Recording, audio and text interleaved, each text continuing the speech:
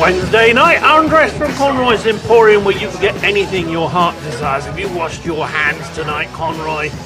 Tasty. My name's Jeremy Taylor. Welcome to the talk show that pretends to care, where we ask our customers to join in the team on our regular panel tonight.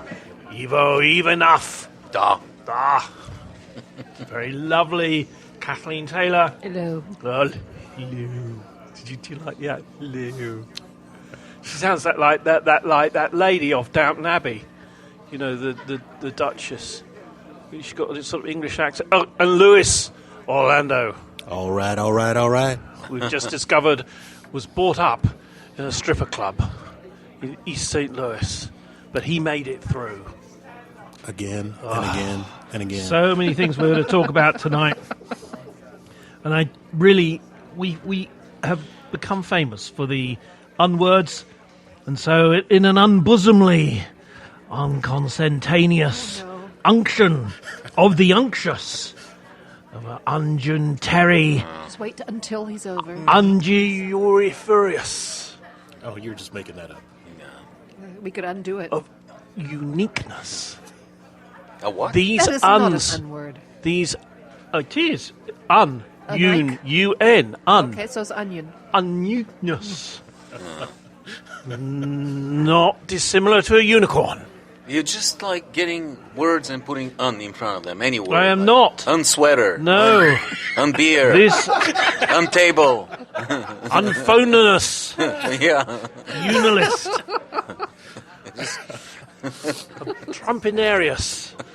There's an onion there somewhere. So look, I asked this question. Why is it with so many Republican Americans who are clearly embarrassed that there are unsuccessful and poor people in their country who have to rely on volunteer health clinics? Further, is this embarrassment why so many Americans hate the idea of some form of national health care system? Is this why America is the only major UN country without a national health care system free at the point of delivery? You know, America's per capita health costs are largely more than any other country in the world, including those who manage to provide free health care, such as our good friends down in Cuba. So what are we, number 39, I think, among all the countries in terms of healthcare availability and enrollment?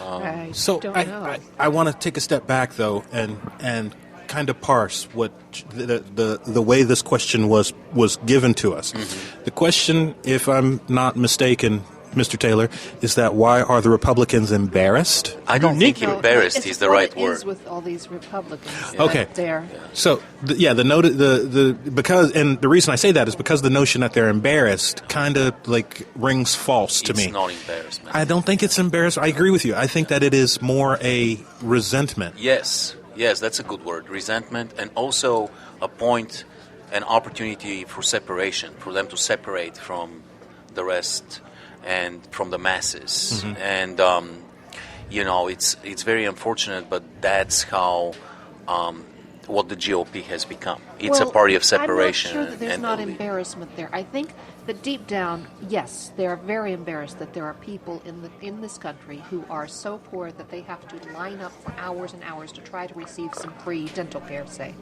But rather than admit that they're embarrassed, they will become angry and try to deny the existence of such a thing and blame the people themselves. Well, if they had a proper job, if they worked harder, I they wouldn't be in this situation. Why do you think it's embarrassment?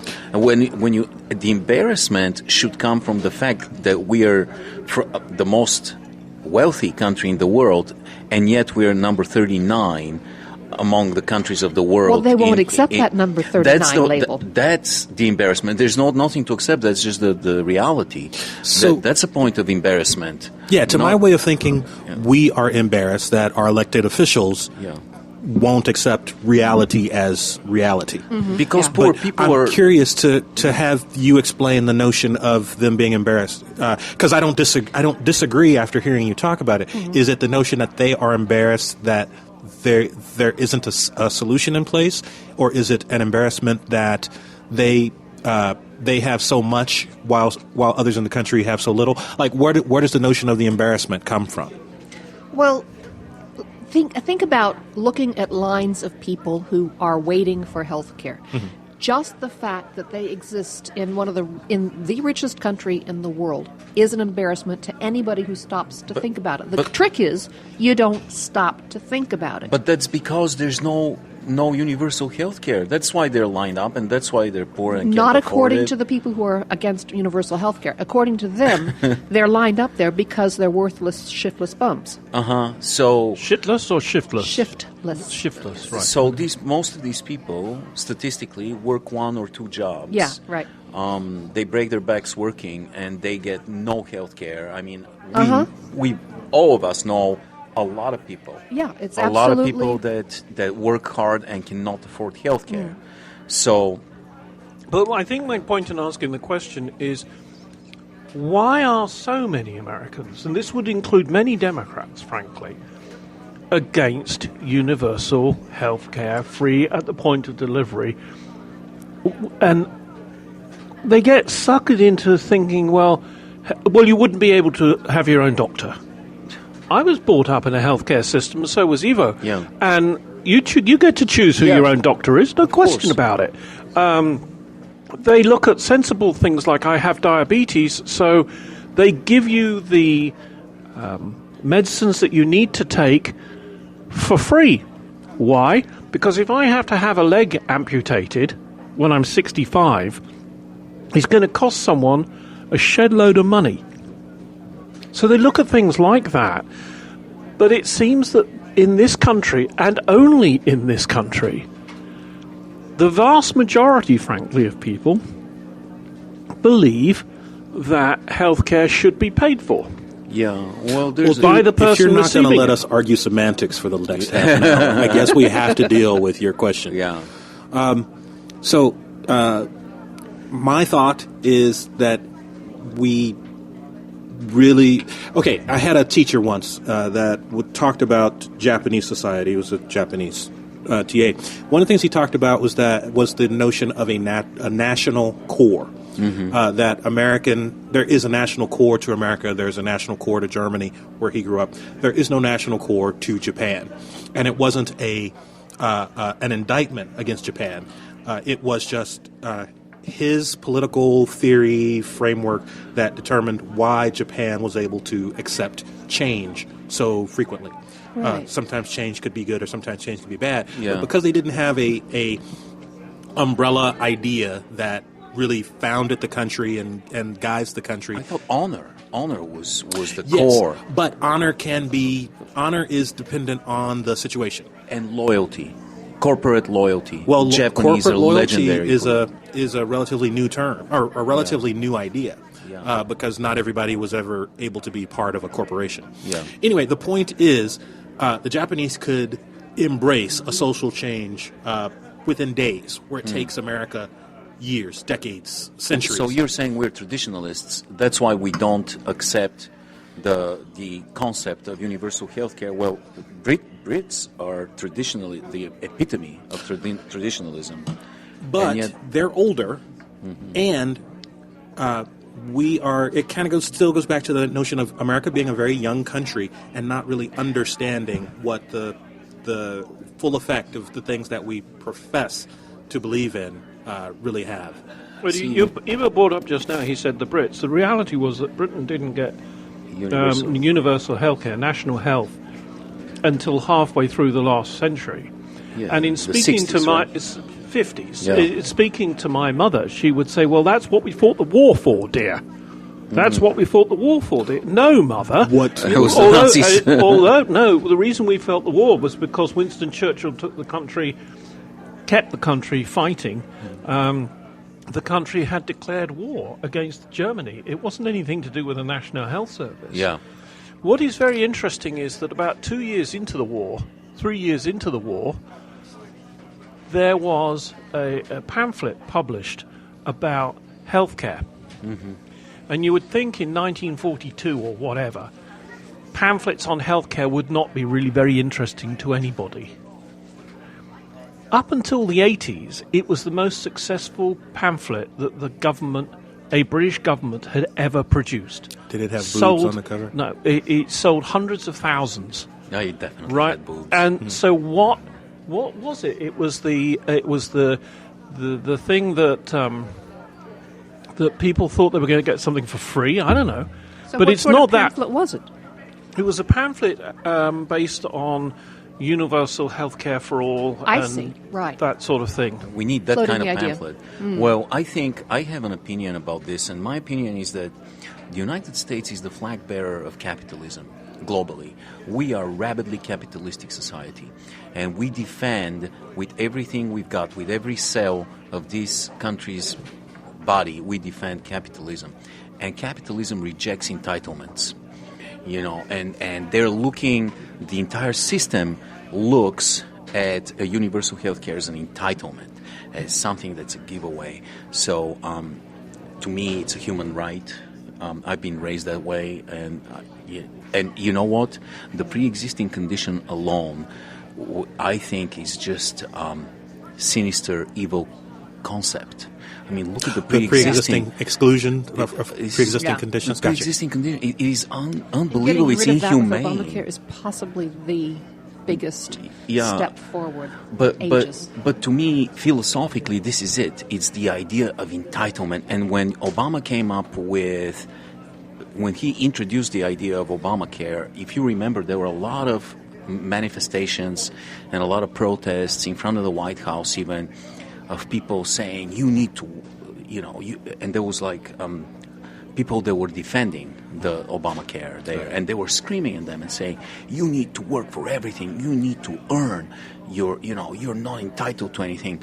And I remember, it was on CNN, and the guy said, dude, I am disabled, completely disabled, I'm a veteran, what do you want from me? Just, some people just can't do it. Some people just can't work for, and so, we're all one accident away from a complete financial disaster. Oh, right. But it seems, I think what you're both all saying is that America was founded on a bunch of bravado. We are the best. We can take care of ourselves. Mm-hmm. Everybody here has a chance to get to the top, and equal opportunity. That is a fantasy, of course, but it's still what a lot of people want to believe, and therefore they are not going to try taking care of each other, because, by golly, this is America, you can take care of yourself. Yeah. No, that's entirely it. Yeah.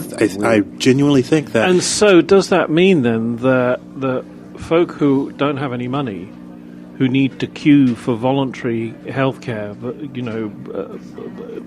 as we have here, healthcare access, are looked down on because they aren't doing what is supposed to be done by Americans? They're not playing the game, or they're not being part of the team. That is the pathology. The folks that cannot be entirely self-sufficient are looked on as less valuable or less worthy.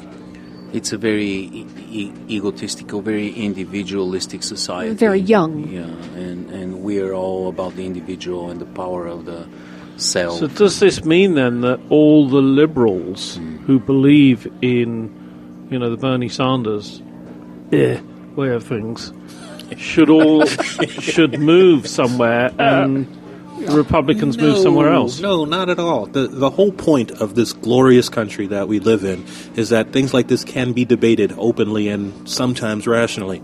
So, to my way of thinking, in the past at least, it has seemed that clearer heads have prevailed. The country continues to make forward progress on a host of social issues. And I think that this will be one of them, that eventually some person is going to get the balls and the gumption to just say, fuck it. Everybody gets health care, and there's going to be massive uprisings and massive complaints, and then everybody's going to say, hey, we're not spending half of our GDP on health care all of a sudden. Yeah. This maybe isn't such a bad thing. Yeah. Well, that said, I don't think it's going to happen in the next 5 to 10 years. I've lost count of the votes that were taken to repeal Obamacare by the GOP in Congress, and Ted Cruz has said, one of the first things he's going to do if he takes office, he's going to try to repeal Obamacare. So they're not giving up. The establishment's not giving up on getting rid of it.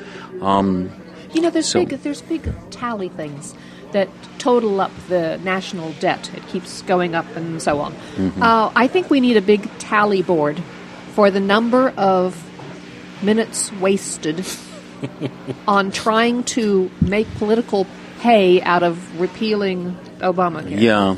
Because that would be an enormous number and a lot of money.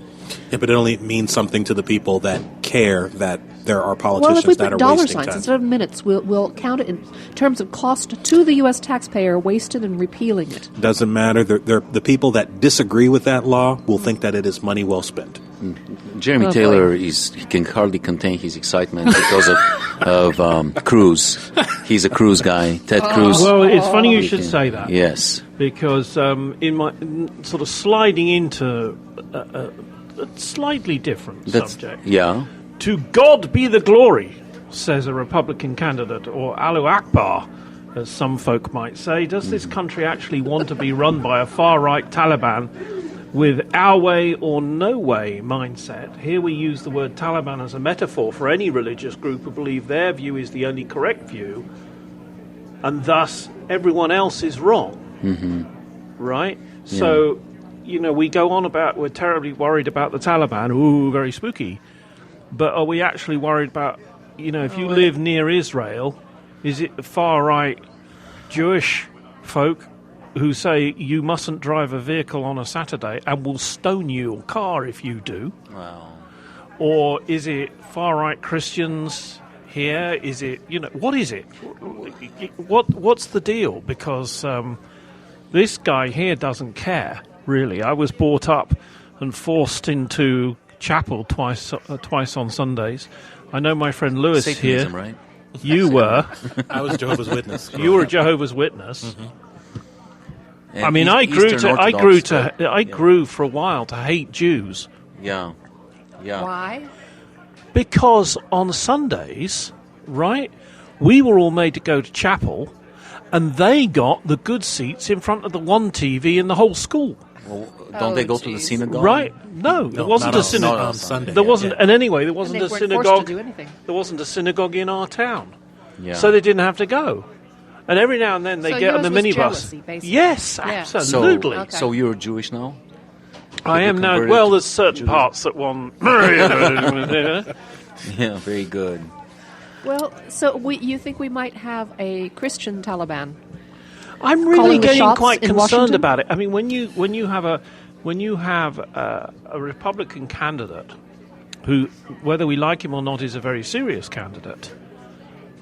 We had, And we he had that starts- last time around. He starts his acceptance speech or his well done everybody speech with to God be the glory. Which Yeah. more or less is Allahu Akbar, isn't it?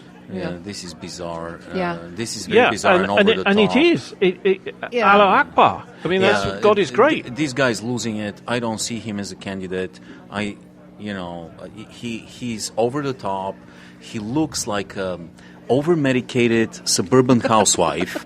He looks very bizarre. If he borrowed Donald Trump's wig, he would look even more like a... Yeah. But unfortunately, it also is about the way you present yourself nowadays. And he's trying his best, but he's a really creepy-looking dude. He is, yeah. He says he is extremely radical.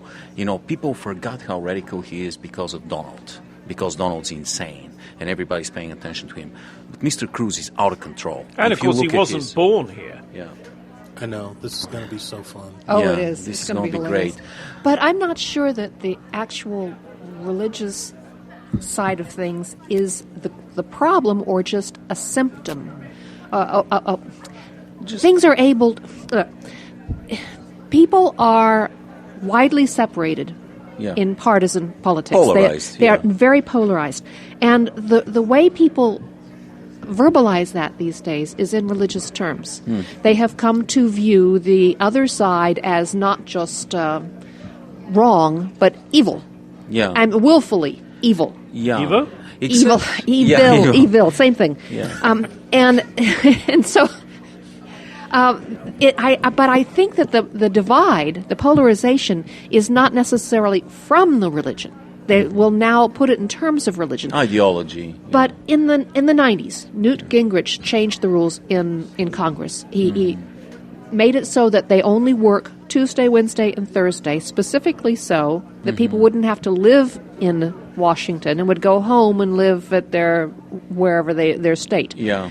And that On their estate. Yeah, a lot of people think that was the divide. That was the time that Congress people no longer had their kids going to the same schools, no longer went to cocktail parties on the weekend. Their wives didn't know each other.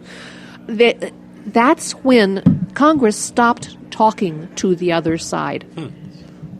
That was a change in the way they functioned that just made the polarization get worse and worse and worse. And now both sides view the other as the devil.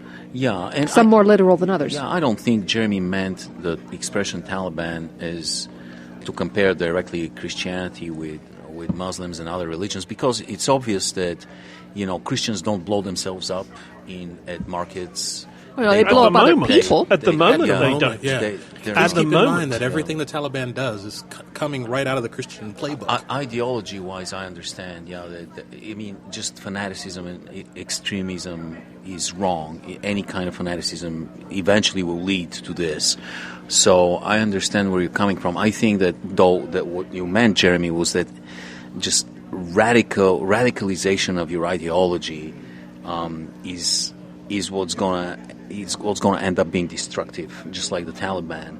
And I think this is happening. Yeah, you're right. I mean, we've become so polarized. I went and watched Madeleine Albright come and speak at KU at the Lead Center. Boobs? Yeah, of course. Why would I go? I mean, it's her and Janet. It's her and Janet Reno that I have a crush on. That's going to be a sweet political sandwich right there. Yeah. But Oh, but Madeleine, she said it, and it was during the second Bush administration, and then things were horrible in Washington. Things were horrible, and she said that she is shocked at how rapidly the country was polarized, and how dysfunctional Washington has become because of that, because there's no more cooperation and there's nobody that's centrist anymore, And the religion part of it does have a lot to play, because there are people who theorize that is the problem, but Frank Schaeffer said in a recent article I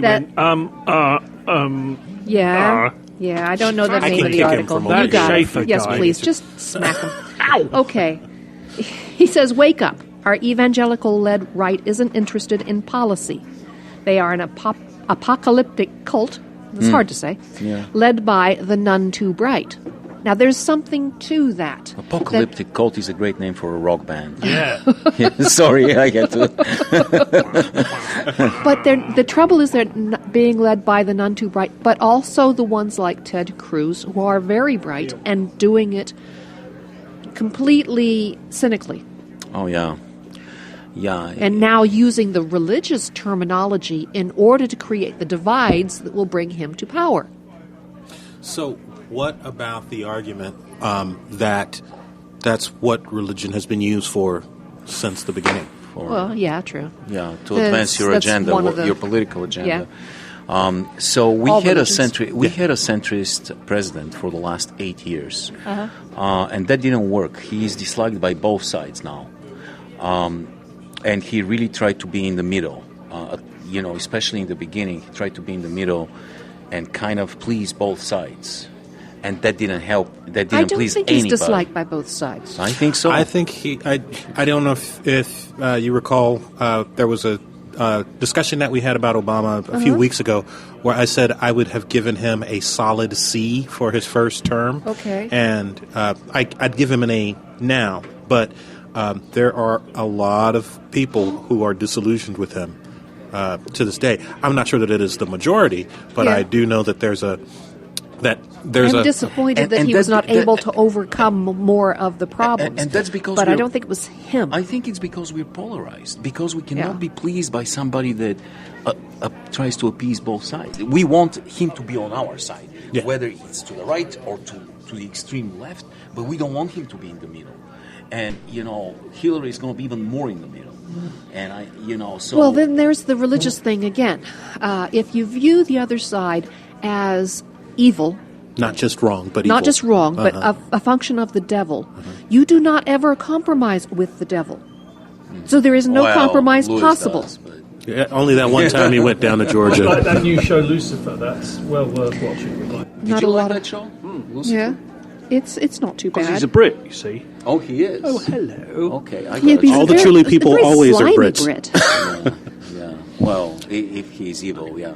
Except for maybe all the bad guys are always Brits, except for the worst bad guy. Who was James Earl Jones? No, he was black. Oh, yeah. Of course. Well, That a black Brit is But even as they worse. say, Jaguar, because that's actually what it's called, Jaguar, not No, Jaguar. that's what weird people call it. Jaguar. Why do all the bad guys drive It's Aston good Martins to be bad. and Yes. Jaguars? It's good to be bad and British. James Bond had an Aston Martin. He right? did. Before that, he guy. had a Bentley. Ah. Yes. But you James see. Bond, at the core, is really a bad guy. Yeah. Yes, he is. You're absolutely right. Yeah. He's got a at the license to core an kill. extremely nasty piece of work, Yeah, which is why he's able to do what he does. exactly. Yeah. And that's why we love him. Of course. Yeah. We've got license There's so to many chill. contradictions and all that. Jeez. Now, I have to ask a question, and we've got an audience listening and watching and all that sort of stuff. This is from a Brit, okay, and I don't know what my Bulgarian colleague, my learned Bulgarian colleague is going to say about it. Only in America, do we accept weather predictions from a rodent, but still deny climate change, clearly being given evidence from not solicitors, but scientists. I have an idea. Scientists. So why do we have a foot-long rodent? He should come up out of his groundhog hole and announce that climate change is real. Yeah. Then we would believe it. We'll need a... This is a brilliant idea from Yes. my colleague over on the right. If If we could I only like it. teach him to talk. I like it. He can come out and say, "My burrow is ruined because you fuckers aren't taking care of the planet." or a there's penguin. that, We can yeah. have a Flooded. penguin. The sea is rising. Yeah, if instead of him popping out of his hole alive, he floated Going- out of it. Yeah. He can float out. And go, fuck this, I don't... This.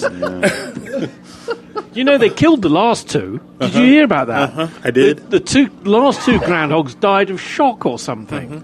Did you watch the last Vice about climate change? I haven't There's- actually seen it. No. Well, last season Vice went to... Are you familiar with Vice? No. Vice is a fantastic news organization. It depends on how you phrase that. Well, yeah, but Yeah. no. She means Vice, the We're not music sharing with you, you know. organization, yeah, You Vice. are naughty. Vice in We like you. television terms is a organization, a news organization that is actually produced by Bill Maher on HBO, and they travel. And Shane Smith is the engine behind Vice, and they travel all over the world. They do insane things. They were embedded. I advise you to watch it on HBO, the newest episode. They actually spent time on the forefront against ISIS and spent some time with ISIS and risked their life to be there. That is And dangerous. It is Anybody insane. near those They spoke guys. to ISIS fighters, and but they also last season they went to Greenland with scientists and took core samples from the glaciers, and unequivocally, Greenland, the glaciers are melting, the permafrost is melting, and it's going to be gone completely very soon. Now they did the same thing this season, and they went to Antarctica, and there's a science station in Antarctica, and they went and took samples and realized that it's doomed. This ice is doomed, and this is going to result in 3 meters of rise of the oceans, which means most of Florida will be gone. Yeah. Large chunks of New York, Manhattan. Why can't people believe this? Why? There's no. Now they believe it. Now, because it's impossible to deny it. There's no denying it. No, there's still denial. people who deny it. No, the Republicans are admitting it, and they're saying it's not man-made. That's all they're saying. Oh, the argument it is has not changed. Yeah, it's changed. So there's nothing we can do climate because change. it wasn't our fault. But it's not God's man-made. will? Well, I mean, it's not really that the argument has changed. That has been the argument since the first climate change warnings appeared, that any changes that we are seeing are a result cyclical. of either cyclical or errors in the instrumentation that we used in the past. Yeah. Right. I strongly advise the listeners and you guys to watch Vice. You can find it on the internet. I watch Vice whenever I can. Yeah. Oh, you're talking about something. You're talking about the TV show again. The TV show. Sorry. Yeah, I know about your Vice. Ladies. But Shane Smith went to North Korea, one of the few people that have been there, and openly mocked them very cleverly in his reports from there. But as a result, he's not allowed to go again. Oh, they picked up on it after he left? But then he did a subversive, he went there using some trickery. He sent Dennis Rodman there. It was a Vice project. When Dennis Rodman went there, they got 3 or 4 Harlem Globetrotter basketball players because the great leader is a fan of basketball. Uh-huh. And they got Dennis Rodman as an ambassador, basketball and cultural ambassador, and they went and they sent cameras, but it was all Vice, and that's fascinating. And you can watch this on the internet, and it's incredible. Dennis Rodman spending time with the great leader and having fun and drinking and eating together, and it's really incredible. Yeah. I want to move on. Last week on Undressed, we asked a serious question. If you became president, what would be the first thing that you would do to make the country a better place? Mm-hmm. So I want to slightly change that question, if I can, for this week, in the light of various things that people say that they are going to do on the first day that they become president. In fact, many of those things they're not actually able to do. Logistically, they can't do it. So you're standing for president. What campaign promise might you undertake to do on day one to make the country a better place? Keep in mind that many candidates make meaningless promises that they're not actually able to follow through with. You are, fellow panelists, expected to lie convincingly and to be able to justify your reasoning. My fellow Americans, there is absolutely no reason that NASCAR should not be an Olympic event. And I can see, so if all the vehicles were the same, right, homologated is the phrase. I don't know what that means, but it should be an Olympic event. So would it be the drivers? We can have drivers from different countries, yes, from all over the world, as long as they engage in NASCAR. Yeah. That is my political promise. That to would probably make give you a heck of a lot of votes. They would like that promise. to make sure Yeah. that come 2020, NASCAR is part of the Summer Games. The line, in fact, is for too long. There has not been enough. We the people. dear. Mr. Evo. Well, I'll probably, one of the first things I'll probably do is I'll make beer free 1 day a week. Just 1 day a week, beer will be free. Nice. Yes. And Yes, gin our audience seems to think this is a good idea. Gin and tonic, probably the national. You know how there's a bird, like state bird. State. I'll make every state have a state drink. Kansas bird's the cuckoo bird, right? Well, like you would be gin and tonic would be what Maine's. What would be Maine's state drink? State drink. Yeah. State drink.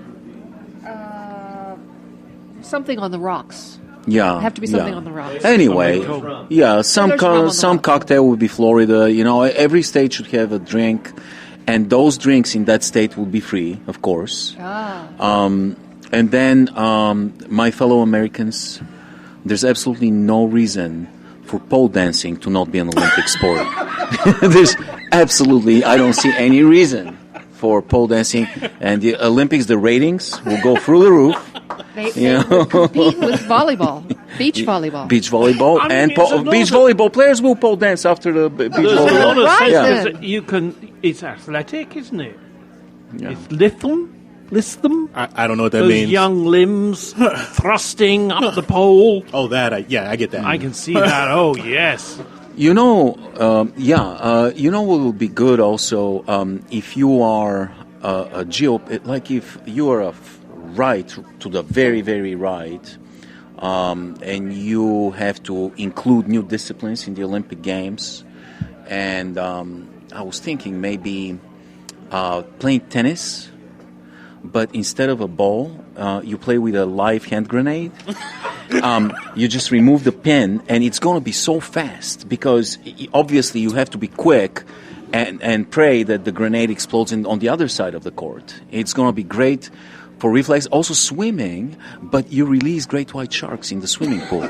This is how many Olympic records will be broken. Then pole vaulting over a live electric wire, 10,000 volts. Now. 10,000 volts. You really have Dude, it going. you will jump so high I don't think over that the this is what a 10,000 president volt. would really win on. Yeah, no, that would be great. What else? Instead of javelin throwing, there's going to be javelin catching. And shot put catching. Too. Yeah. That would be very, very, very, very, very entertaining. What else? I believe that if we were going to a new Olympic sport, these sports, something like curling, for instance, has become very popular. Yeah. It's one of the most popular Olympic TV watched sports. And the Russian women are hot. They Oh, play curling. wow, particularly when they bend over, when they're doing the ice, with and a they're brush. sweet. And backwards. I have one question about the curling. Guys, is it My really goodness. important for the sweepers? Do they really decrease traction? And my second question is there any way for them to practice in my kitchen in the summer, especially in the summer when it gets very dusty?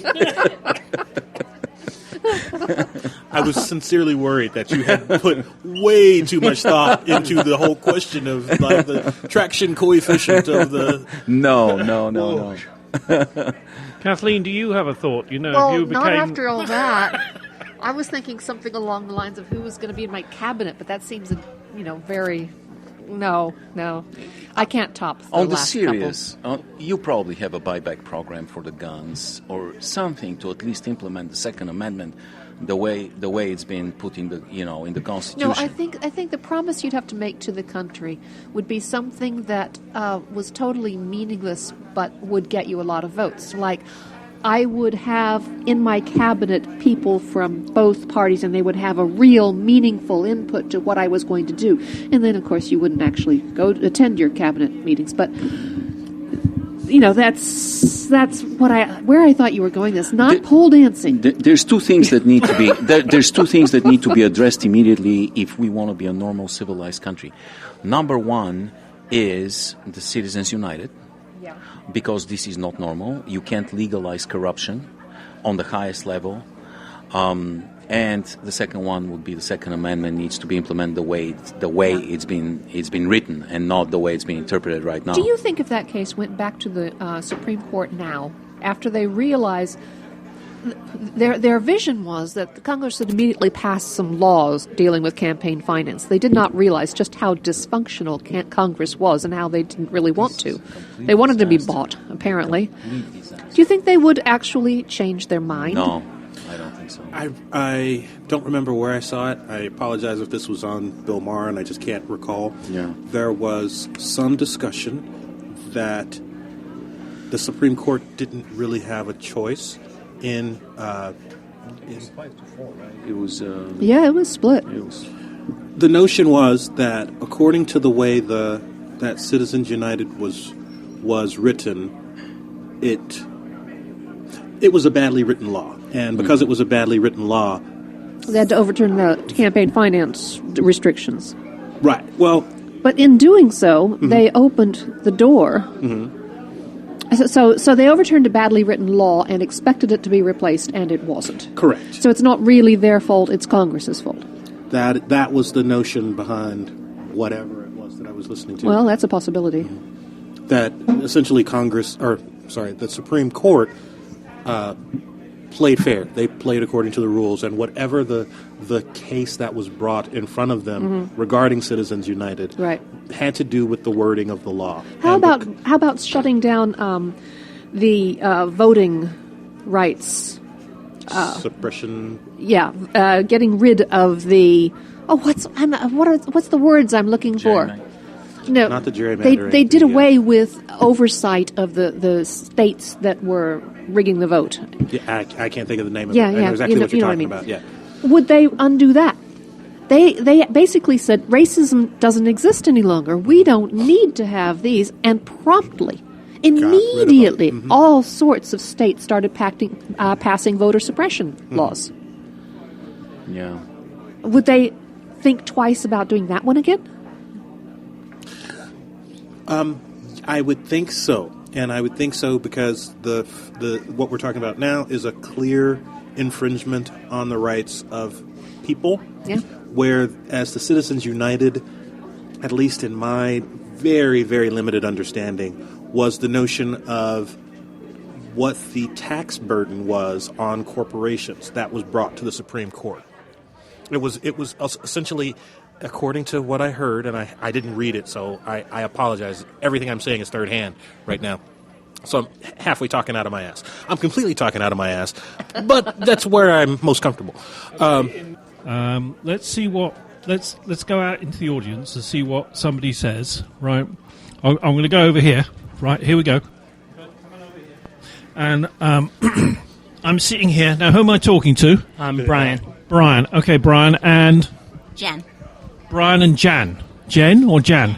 Jen. Okay, so you've watched on the telly, the CNN and MSNBC and Fox and all that sort of thing, and we've had these guys standing who are going to be your president, come Christmas, and they make all sorts of promises, some of which they're not actually able to follow through with.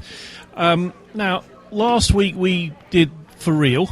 This week, what we're looking for are promises that, what would you make if you were standing for president, that we fully expect you to lie, okay, and we expect you to come up with a good reason for why you would do this. And we've had pole dancing would be something that would be made as an Olympic sport. For a start, certain states would have a state drink which would be made to be free and taxless. Have you got any ideas? You build a wall around Trump? Build a wall around Trump. Yeah, and have the Mexicans pay for it? Have the Mexicans pay for it. Excellent, I like this chap. That's all. I mean, And you, because, Trump takes the view that a wall is easy to build. He says, after all, the Chinese have got one, and they didn't have caterpillars. I quote. Jen, do you have an idea?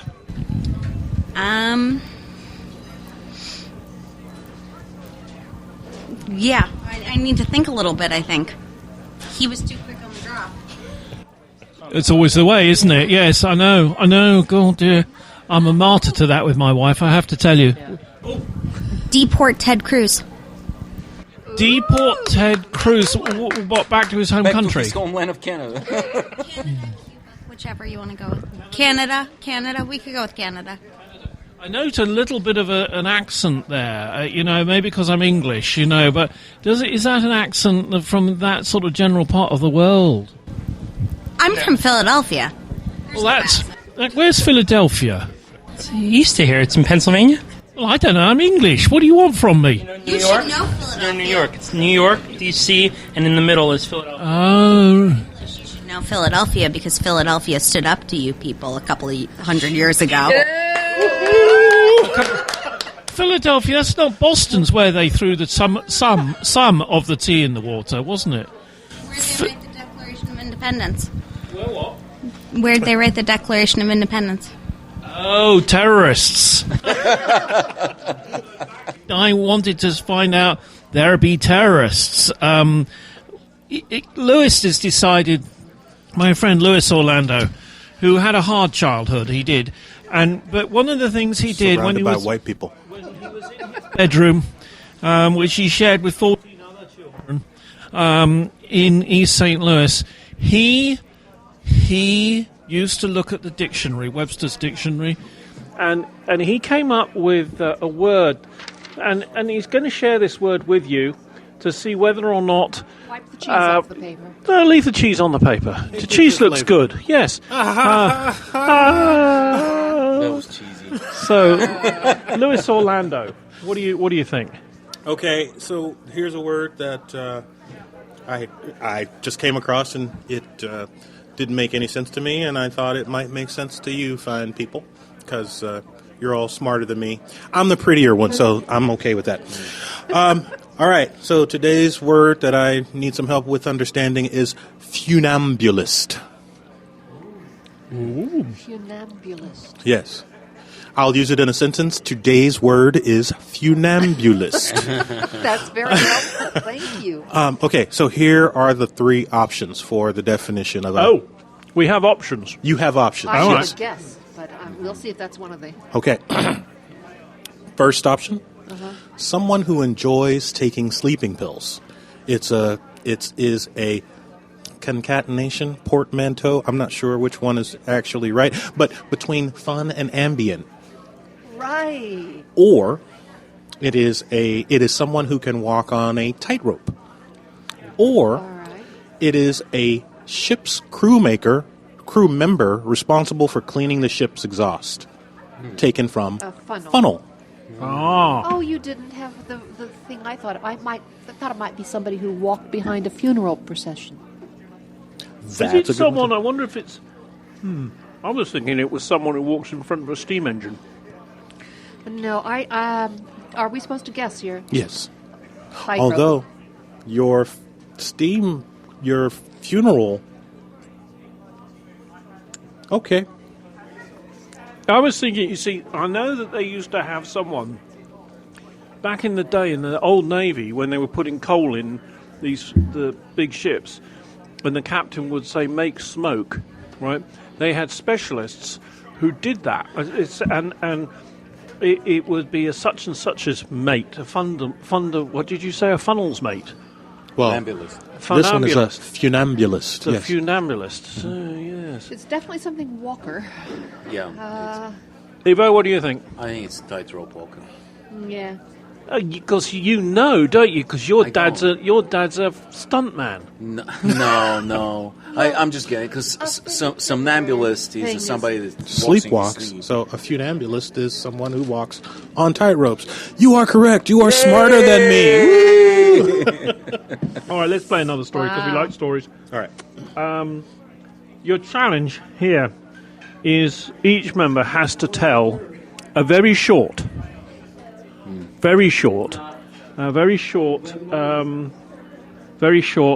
ultra short. Did I say short? Short horror story. You have to. It has to be a sensible horror story. Okay, at least no more, maybe more than a couple, but no more than 3 minutes. Oh, I don't think we even need a minute. A couple of sentences. Yeah, we're trying. And to it go can be with very, very easy. For example, she was at a convention. She needed a lift home. She got in his car. He drove down. He drove her down dark, unlit streets through areas she's never been in before. She was very uncomfortable. That's it? And he got her home for the 9 o'clock news. That's horrible. Yeah. Well, that is a horror. That's a horrible Hey. story. I have a short story. It involves a young mother in Flint, Michigan, with 2 children who are getting very, very sick. And she tells them, "Don't worry, children. We're moving to Kansas." bum, bum, bum. Is that a horror story? Isn't that not a horror story? So here's one that I found, and this to me this captures everything in a perfect short horror story. I did not make this up. I don't know who did. If you're listening to this, I apologize that I'm not giving you credit. I walked into my son's room. He's sitting on his bed. He says, "Dad, there's a monster under my bed." I tell him it's going to be okay. I look down under his bed, and there's my son saying, "Dad, there's a monster on my bed." Ooh. I like that. Bevo. Yeah, I don't have anything, but I'll come up with something real fast. All right, so this guy is walking through the woods.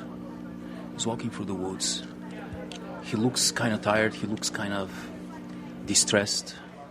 And he comes upon a cabin. It's a sinister-looking cabin. It looks really, really, really scary. It looks haunted. He knocks on the creaky door, and the door opens from the inside. There's an old, freaky-looking lady. Ted Cruz-looking like lady, It's really, really creepy. and the lady... Ted Cruz's big sister, you mean? Well, I don't know. I mean, he just invites him in, all wrinkled and scary, and says, "Well, come on in, my dear. Are you hungry?" And the guy's tired. He's been walking through the woods. He says, "Yeah, of course I'm hungry." She goes, "Well, come on, sit on the table." So he sits on the table, and she brings a pot of stew. And there's guts, human guts in the stew. And body parts, legs, rotten eggs.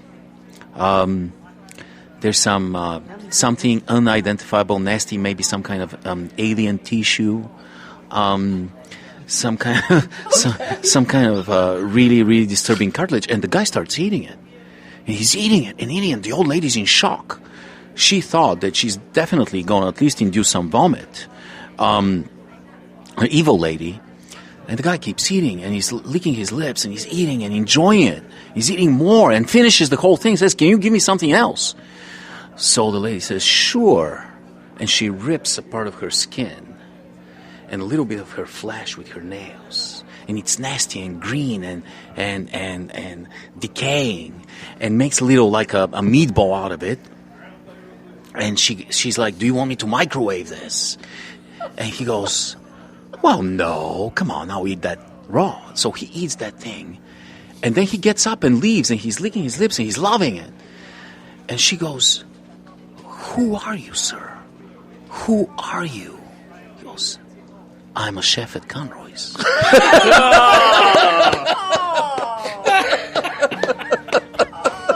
You've been listening to Wednesday Night Undressed from Conroy's Emporium, where you can get anything your heart desires.